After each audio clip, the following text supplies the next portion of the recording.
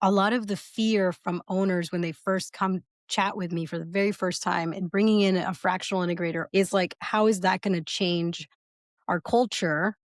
And how is that going to affect our people? But also, like, we need this accountability piece. And so, like, we want this accountability piece, but we don't want people to quit because you're being mean to them. So, like, a lot of times they equate accountability with being mean, right? With like the quote unquote, like, oh, you're going to be mean to them or you're going to like yell at them. And I'm like, no, like, we're all adults here and we're all still going to have a great time. But this is what accountability actually looks like. It looks like, You didn't start a business to put out fires, but here you are, holding the extinguisher. Business isn't theory, it's pressure, late nights, tight margins, the thing that keeps breaking no matter how many times you fix it. When the room's on fire, the amateurs shout, the pros stay calm. That's the Fixers and Founders way. Part discipline, part rebellion. We walk into broken systems, find the pulse, and make it run clean. Because calm isn't weakness. Calm is a strategy. We're operators, builders, problem solvers. Born from the grind. Built for the builders. Join us now as we chat with fixers and founders just like you. Let's jump in. Welcome to Fixers and Founders, where vision meets velocity. I'm Tony. I'm Forrest. Today's guest, Stephany Day, Fractional COO, founder of Duke BCG, and the operational architect behind some of Texas's fastest scaling businesses. Stephany doesn't just clean up chaos, she builds the machine that founders can actually grow inside. Her built-to-scale framework has helped visionary leaders cut through complexity, embed accountability, and grow sustainability without burning out. From ISO certified ops to integrator roles across multiple sectors, Stephany's built her reputation on one thing, making sure execution matches ambition. If you've got the vision, but the wheels are coming off, this one's for you. I'm Tony. I'm Forrest. This is Fixers and Founders. Let's get it done. Man, that was an awesome intro. I'm excited to talk to you today. So your career has spanned operations, project management, executive leadership. What drew you to start Duke BCG and focus on the fractional work that you're doing? so great question. My career has been focused on the root of it, right? The commonalities amongst project management and operations leadership and executive coaching. Like all of that has always been rooted in being around people. And I've always been quite an extrovert, but also I've always loved just people and supporting them and whatever they're doing and whatever they're trying to grow into. In fact, I'm going to go down a rabbit hole very quickly, but I promise to come back.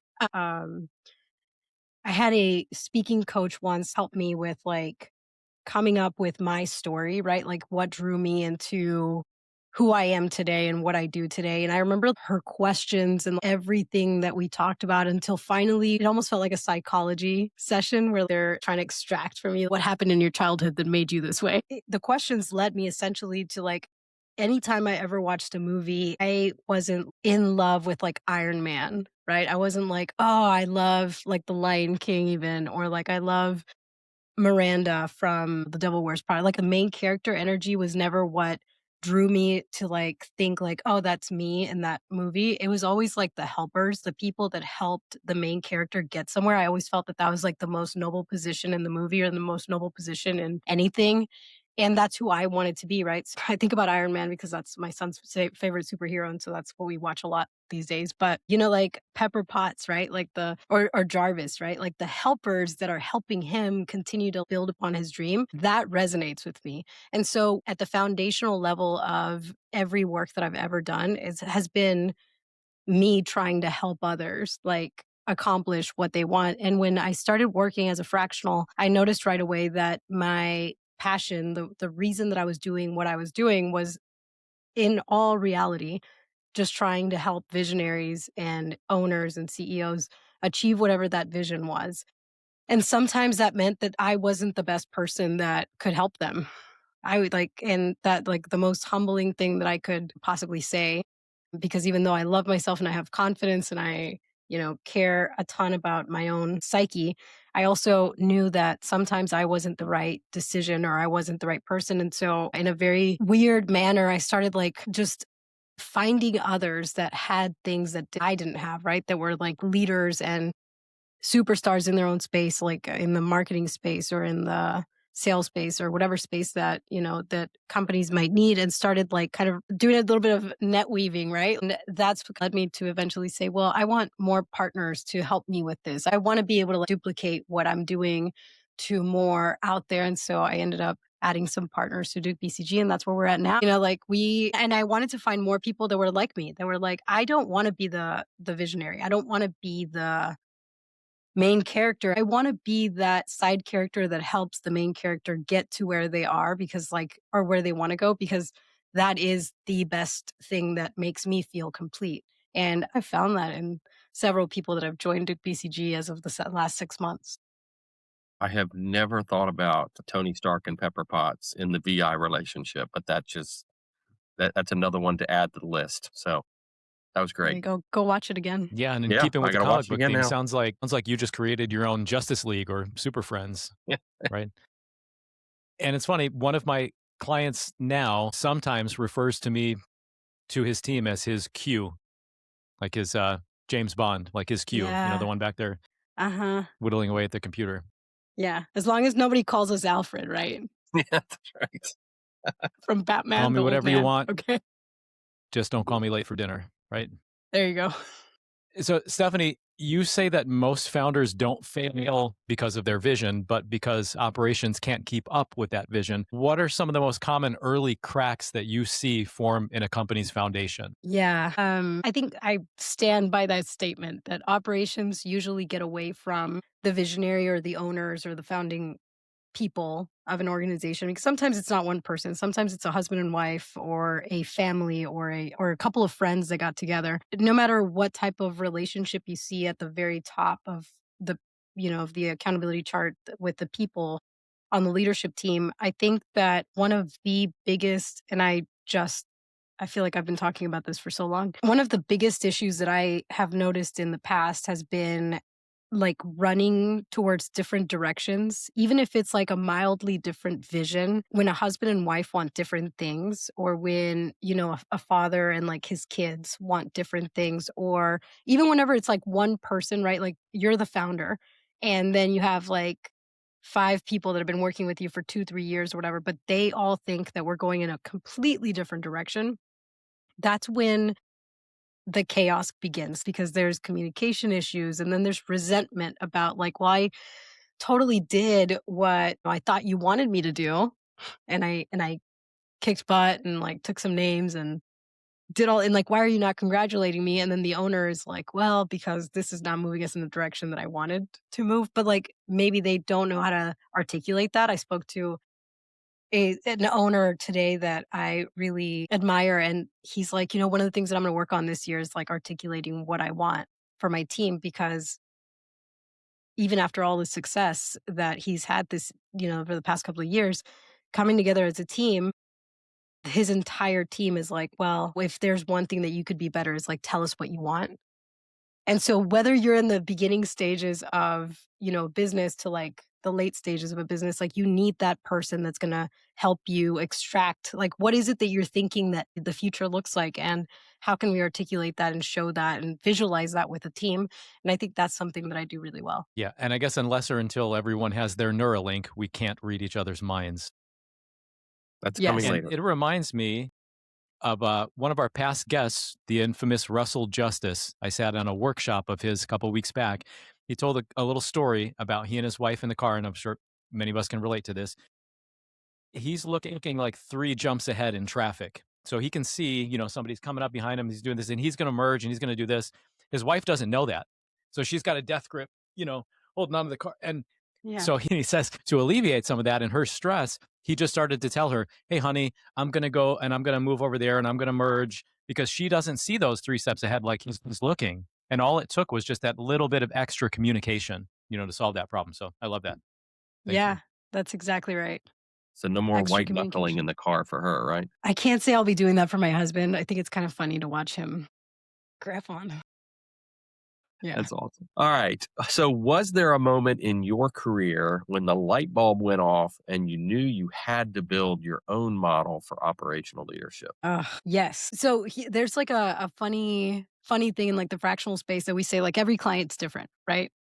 Like there's no client that's exactly the same as anybody else. But then there's also in the EOS world, there's also this dichotomy of like, well, yes, every client's different no matter what business you're in and no matter how complex your business is, there's going to be differences from business to business. But what are you know, uh,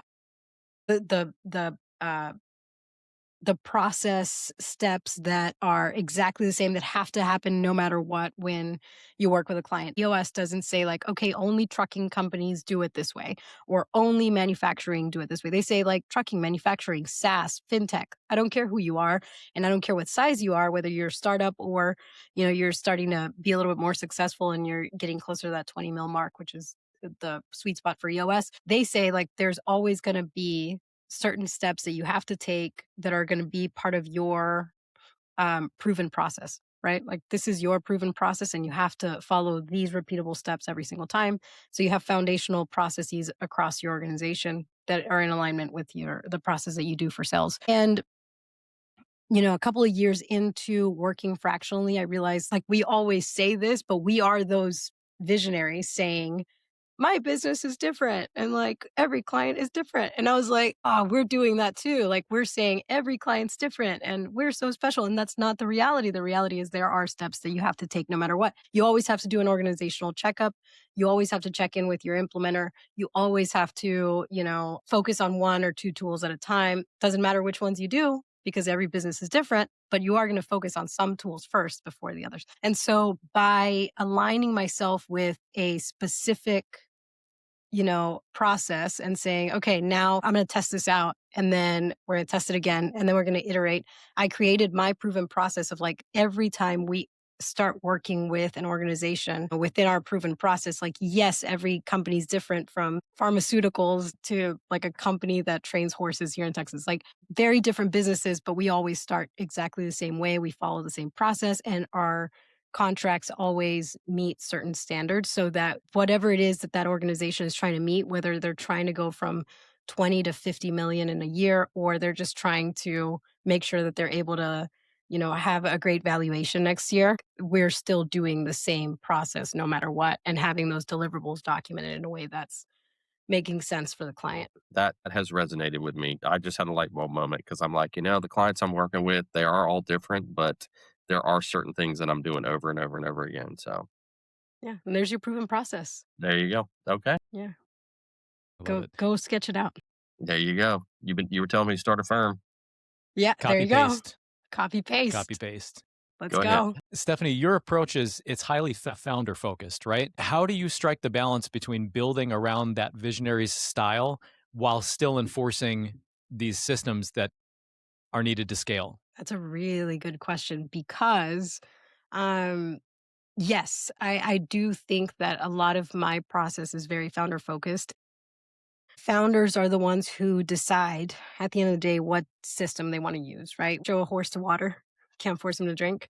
We can only show them Yeah. as much as Oh we can boy. show them, right? At the end of the day, they're the ones who decide. It's their businesses, and we have to follow their lead in a certain way to ensure that we're doing what's best for them, but also what they've decided to do with their organization. What I thought you were going to ask me is how do I strike the balance between the founder and like the leadership team to ensure that leadership teams are working cohesively with their owner and the system that we're trying to implement or trying to integrate. And like I really think about that probably more often than I do about how do we ensure that EOS or that any system is actually working in cohesion with the team, with the owner.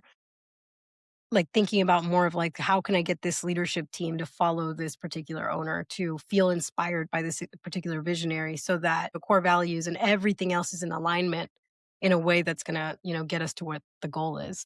All right. You mentioned embedding accountability into culture so results will stick. What does that actually look like when you're on site or mid engagement?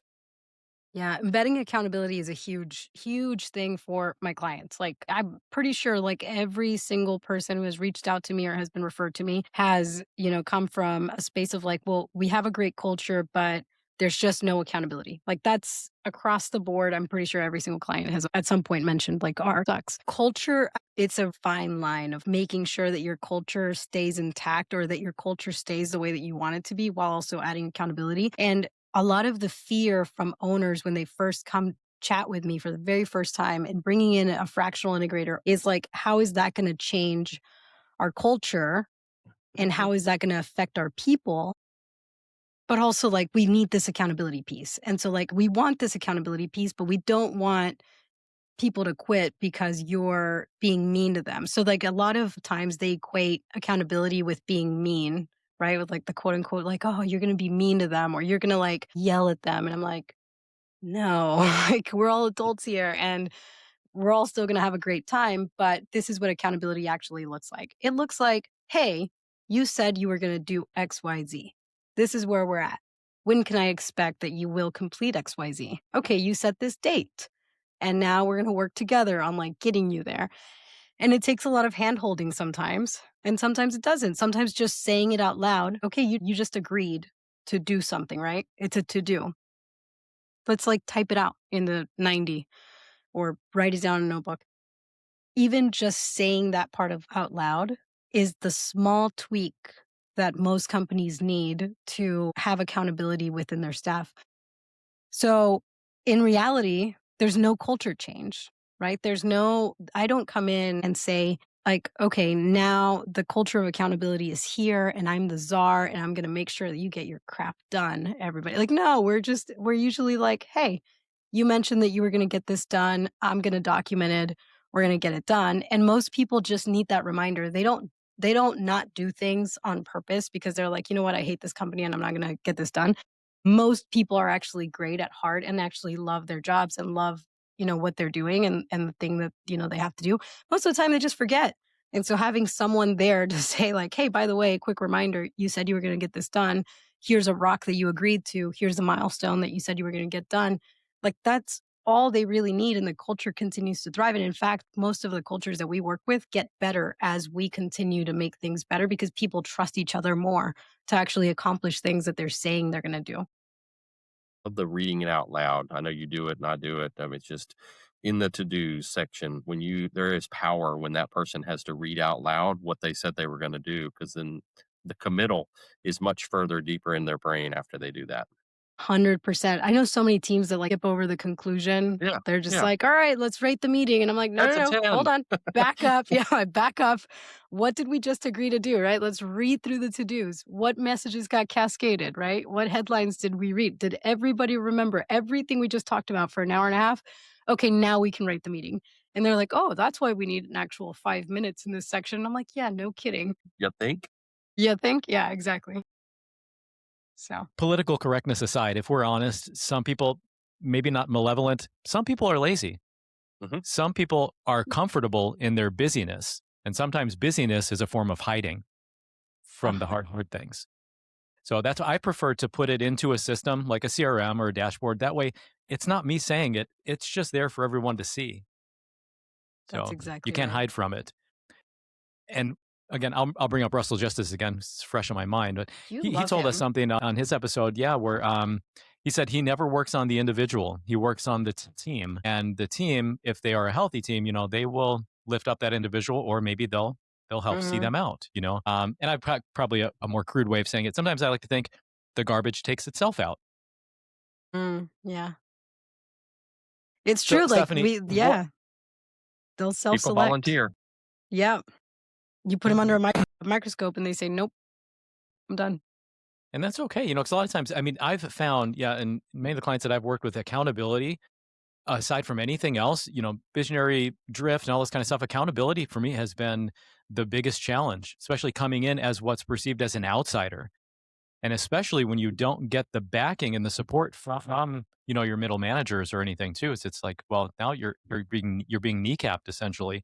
If they're not fostering the accountability internally with their culture, what can we as fractional fixers really do at that point? And to me, that has been some of the most demoralizing part of working with certain organizations, is feeling like I so desperately want to help this.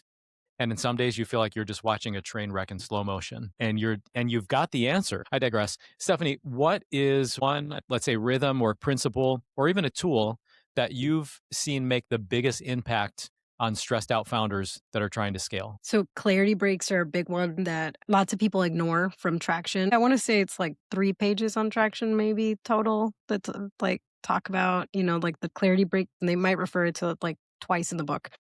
And so founders skip over it. They're like, this isn't important. This is like mumbo jumbo that Gino Wickman came up with and hippy dippy stuff that I don't have to do. And when I start working with founders, I'm constantly like, go take a clarity break. And they're like, what do I even do? I don't get it. Like, do I just sit down? I'm like, so like sometimes visionaries need a little bit of support there. And I'm bummed out that we don't have more fanfare around the clarity. We don't talk about it as much, but that's like a thing that is really helpful. So you don't have to make it as hard as like reading an entire like clarity field guide and like try to find questions to ask yourself. If you want to like start easy, like the EOS life is a really great place to start. Like, so it's a really great practice to sit down, take a clarity break with a bit of a focus on like, am I doing what I want? Am I being compensated fairly? Do I love the people that I work with?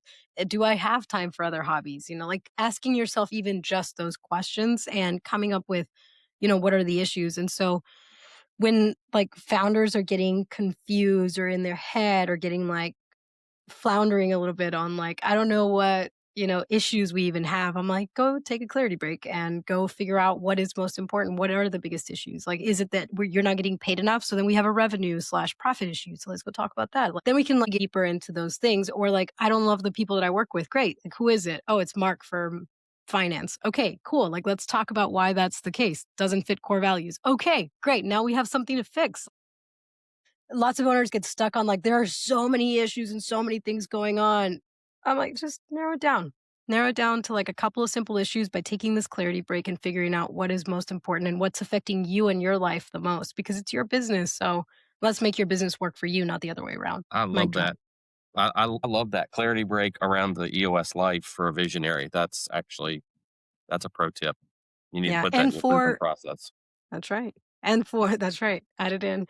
And for leaders, like take a clarity break and maybe you don't want to do the EOS life because you don't feel like an entrepreneur and like you should still do it. But like, let's say it's a leader that's like stuck and is just like, I just don't know like what issues to tackle or like what issues we currently have. I just spoke to someone today. I was like, do a SWOT analysis about your area of the business. Literally Mhm. sit down, go sit in a cafe or like, what do you like, right? Like you want to go sit by the lake for me, like that's wonderful. But I also love just to sit at a restaurant. Like I love people watching while I think. Go do that and just do a SWOT analysis about the finance department if that's the department that you're in and think about it. Think about, how all of it affects your area of the business. It's really helpful. Yeah, those are great reminders. I think about this dichotomy now of us being the number twos, the fixers, the ones behind the visionaries. When you go fractional, though, you become the visionary too, right? Yeah, a little bit. So there is that. And I remember what I was going to say before. It's basically just that like it's easier to help people than it is to find people that are willing to be helped. Yes. Okay, 'Cause yeah. That is deep. Yeah. Good one. I think about that though too. That's been a challenge. Like doing the work, sometimes to me, that's the easy part is finding those people that are really willing to let you help them and do the Yeah. needful. Yeah. Wildcard question time. Deep Yeah. thoughts by Okay. Tony. Yeah. All right. So we You're got gonna a have to Now couple of make we're a wild dating compilation. ourselves. If Yeah. anybody knows who Jack Handy is, yeah, yeah, we got a you couple of might wild have card. knee pain. Can you make a compilation of like deep Tony thoughts at the end of the year, please? I would watch that. Yes. That would be great. I would I'll watch do my that. best. All right. Here's a Here. couple wild card questions if we hadn't asked wild Okay. questions already. If your life was a trail map, what part are you hiking on right now and what's ahead? Ooh, that is good. You like That's that? a good question. I think right on, if I'm being so totally honest, like I think I'm still in like that first mile or 2 miles where you feel so excited because you know what's like at the summit. I'm very hopeful. I think someone else asked me earlier today, like, how is this week? Like, how are you feeling like on fire or like hopeful or whatever? And like, it's like super hopeful. Like, I have so much hope for the future. I think there are lots I think like the summit, the climb, that's the fun part. But yes, the view is great. I think I'm still in that first mile or two where I feel really happy and my pack isn't heavy yet. I haven't really started to break a sweat yet. I'm just kind of enjoying the scenic route right now.